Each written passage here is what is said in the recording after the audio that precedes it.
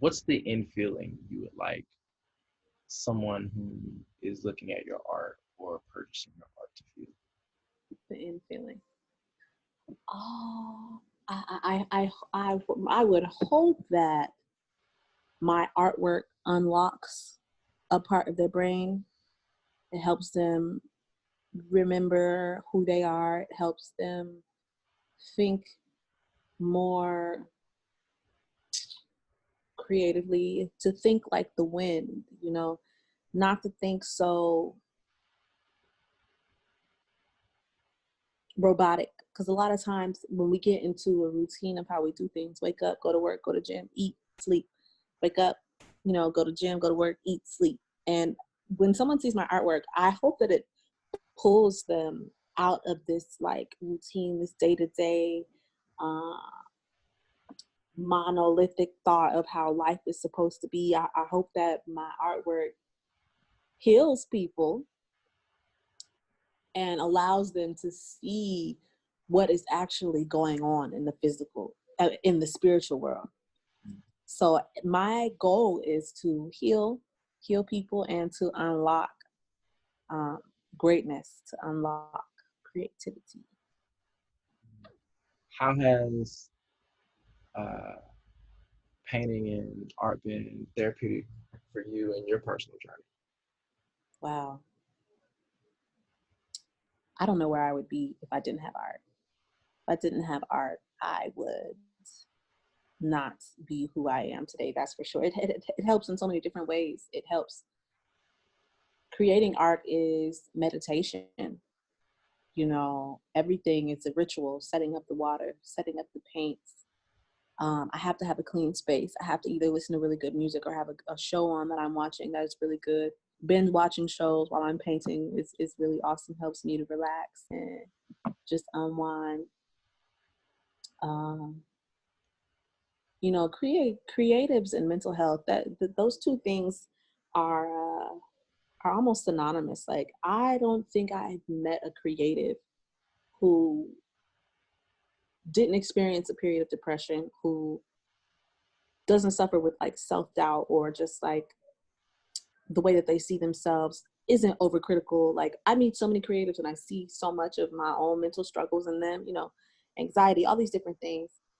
And it's almost like, as a creative, sometimes you can have all these ideas, or you can have this burst of energy, and that burst of energy can take you to a lot of different places. It can take you to anxiety.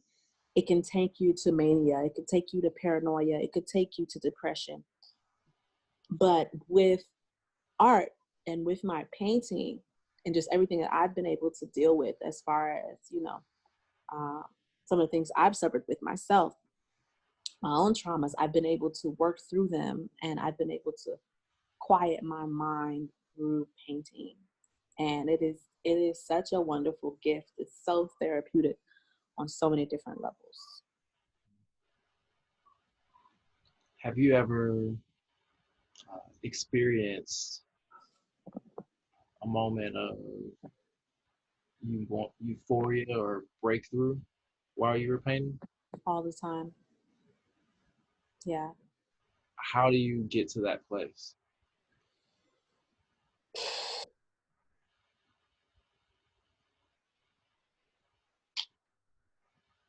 Great question. Well, you have to understand your connection to the universe. And you have to be, you have to study yourself, and you have to study how you feel, and you have to get in tune with uh, making sure that you are doing those things that make you feel good. And once you learn how to intentionally do those things that make you feel good, painting and having that relationship with yourself and having that relationship with the universe and your ancestors and your spirit guides, it helps you understand that we are only here for a short amount of time. And in that short amount of time, you can either beat yourself up, you can, judge yourself, or you could do a whole bunch of other things, or you could line yourself up with who you really are, who your soul is. And sometimes, a lot of times, it's uncomfortable because it's like you close one door and then you go through another one. So you beat this demon, you're on the next level of the video game, and you got to beat another demon. You know, And it's harder. yeah, it gets harder and harder, and sometimes you fall down harder, and it's hard to get back up. So it is definitely, um, you have to be courageous enough to look at yourself and look at your life on every level, and the good, the bad. Just you have to be able to sit with everything and stick to something. Don't start something and not finish, because if you start something and not finish, then it depletes your self-esteem. It depletes your self-confidence. You know, you could be so talented, you could be so loving, but everything that you do, you don't finish. So when you don't finish, you beat yourself up. You're like, oh man, so there are a lot of different things that are a part of, creating and finding that, euphoria and experiencing that awakening. And we just really have to be honest with ourselves about what is bothering us, what's keeping us back, what is really helping us, what's actually healthy for us. And once we can relax and have that understanding that we do have some control, but then we're not in control. Like you literally have to surrender control. But you have to be controlled to surrender. It's the life is really interesting. It's like, as a creative, the more discipline you have, the more awakened you will be. The more strategic you are, the more awakened and euphoria you can feel. Because if you are creative and you are not disciplined, you will not understand how far your gift can take you. You know, you can look around at other creatives and be like, damn, that art's not that great, but they have this following, but they have this, but they have that. It's because they have continuously worked hard, no matter how they're feeling. You get out of bed and you just make sure that how you feel is important. You put that first. There was so much in there. Um, yeah, there was so much in there. I think the thing that I want to pull out is, as you're in this moment of euphoria, that's sort of a blissful drug that you don't live in, right? Because you come back down, you come to the depressive spell, you come to the I need to figure it out, you come to the I'm out of materials, and all this life is getting me down, whatever's going on. What conversations or feelings do you have to have with yourself? Because you said earlier, often you're doing self portraits, or at least images based off of yourself. How do you deal with the ups and downs and the moods, and how does that play with your physical self as well as Yes. your Oh, it is definitely a dance that I think just now I've really understood that dance. And just like you said, having that moderation, having the ability to go from one, it is really, number one, it's challenging, but then also it's a lot of fun. But as a creative, you are kind of pulling yourself in and out of a trance-like state, right? So, okay, boom, I'm in this state where I'm connected to everything. I feel amazing, right? And then boom, you take yourself out, and you're just doing it over and over again, where you're going into the fantasy, and then you're going into reality, and you're going into fantasy. This is where grounding yourself really helps, like being in tune with nature, meditation, making sure that you have healthy people around you, or even if you don't have healthy people around you, make sure that you are making sure that you live a healthy lifestyle, and being honest with yourself, like the journal, talk it out, talk through whatever you're going through, and don't dip too much Don't dip too much in the spiritual and not enough in the physical.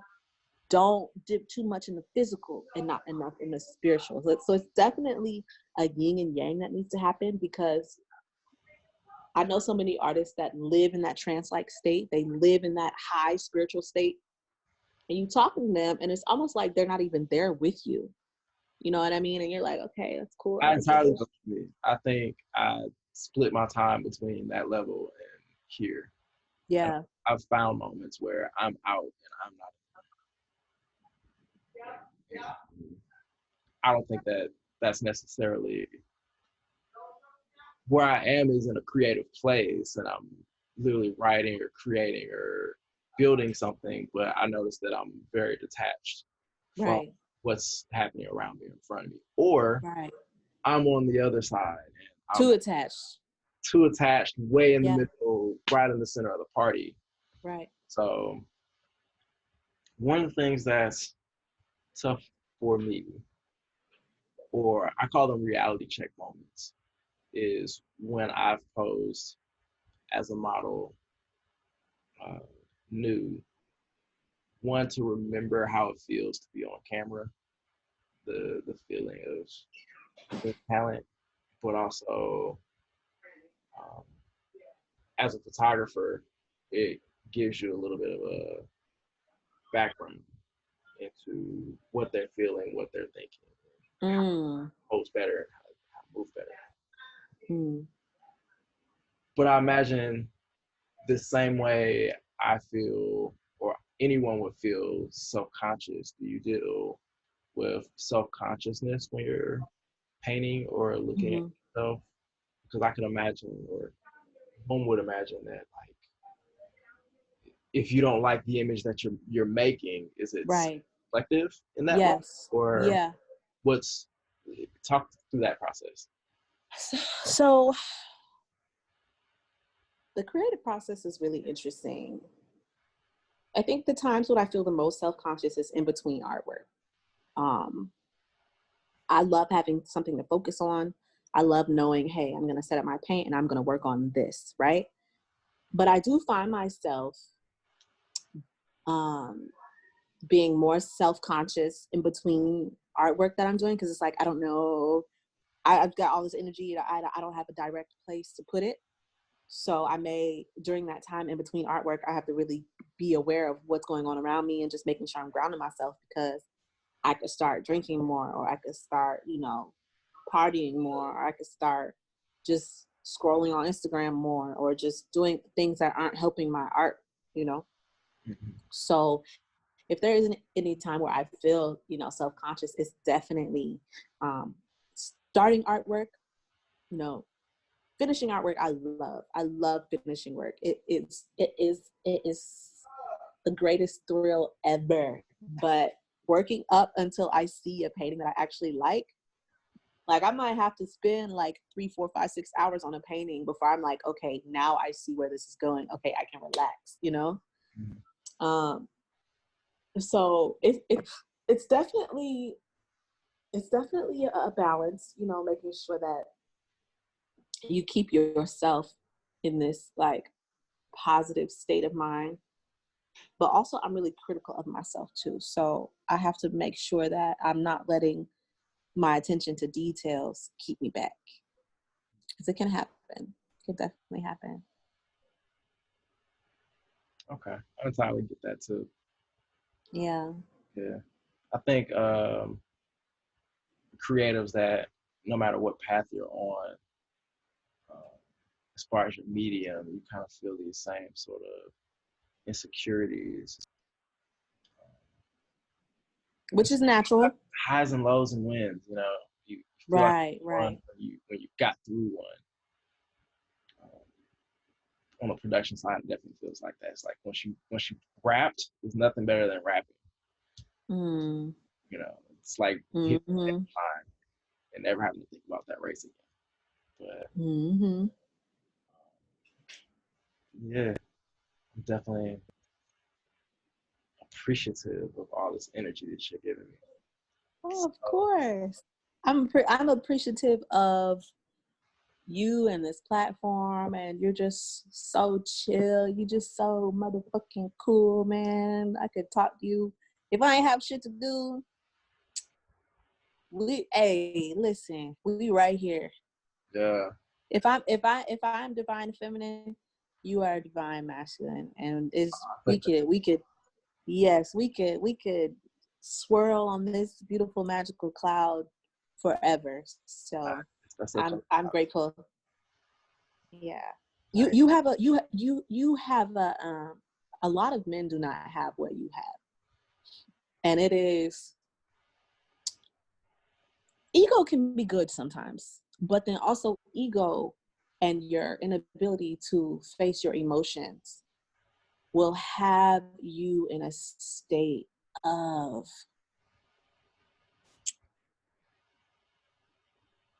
defensiveness. It will not allow you to be able to be a good conversationalist. And you, my friend, you are like a slow burn. You're like those little cackles, those little, once the fire, the fire has a nice little slow burn. You're just, you're not bothering nobody. You're just very chill. So, and I love your work. Oh my goodness. I love all of your photography. I love how you have merchandised your work. I remember meeting you, and I will always remember your spirit, just like very smooth, very relaxed, just a nice, humble guy. So I'm sending you so much love. I'm sending you so many blessings. And we could definitely make this a regular thing. Thank you so much. I appreciate all that edification. It's, Yeah. very humbling and flattering to hear. I'm just doing the best I can with what I can do. You're doing a great job. With that, I'm gonna hit you with this last segment. It's a associate. Okay. Um, Now, how many questions are in this segment? oh, it's quick. No, it's like I'm gonna say a word or Oh, okay. phrase. And you get the first top of your head answer. Okay. Okay. I call this the body commandments. Okay. Mm-hmm. So thy body would rather be warm or cold. Warm.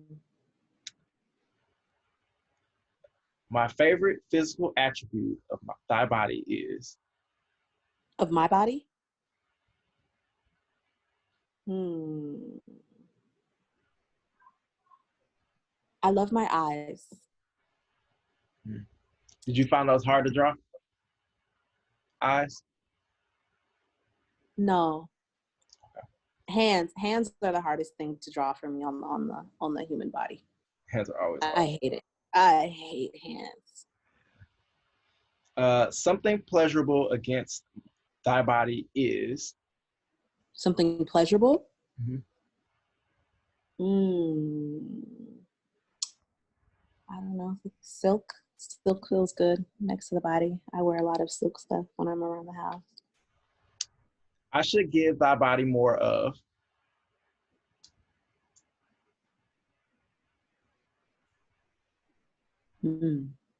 Tea. I like tea. Thy thy body's favorite snack is Fruits. the most amazing thing I can do with my body is. Help heal other bodies. That's not enough. It's too many words. I don't know. Thy body feels safe when I am relaxed. thy body is craving. Bonfire. Yes, Miss I Bonfire. want to dance around the fire. Miss Bonfire.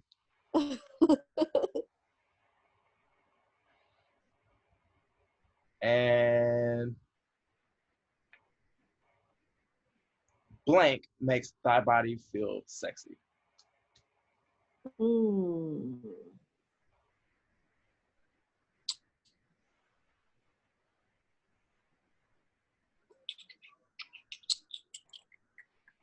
eye contact. Eye contact. Yes. Well, there you have it. Those are Kelly's body commandments. Okay. Thanks so much for spending a little bit of time with us and hanging out and doing our show. My pleasure. My Definitely pleasure. appreciate it. Let everyone know where they can find you, what you got coming up, and what to look for. Okay, so my name is Kelly Free Spirit. With this whole fucking coronavirus shit, I don't know when I had some shows lined up, but obviously, you know, whatever. I had a digital show the other day that was pretty cool. I saw my art in an art gallery for the first time. That was like online. But you can find me at Kelly Free Spirit on Instagram, 333 Kelly Free Spirit 333. And my Twitter is the artist 11141.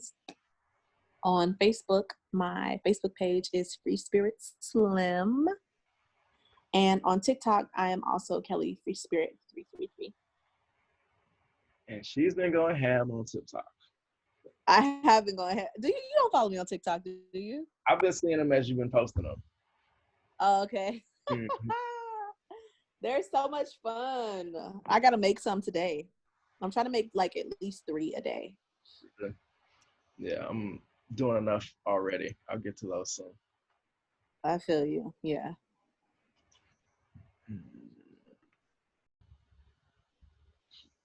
Thanks so much for tuning in to tonight's edition of Love Thy Body. I hope Kelly's story has helped and inspired you and taught you a few ways that you can love your body a little better, take care of your mental health, and work on a new skill. Become an artist or try something new that you wanted to try before. Thanks so much for watching. Make sure you like, subscribe, and leave some comments, show us some love, and talk to you soon.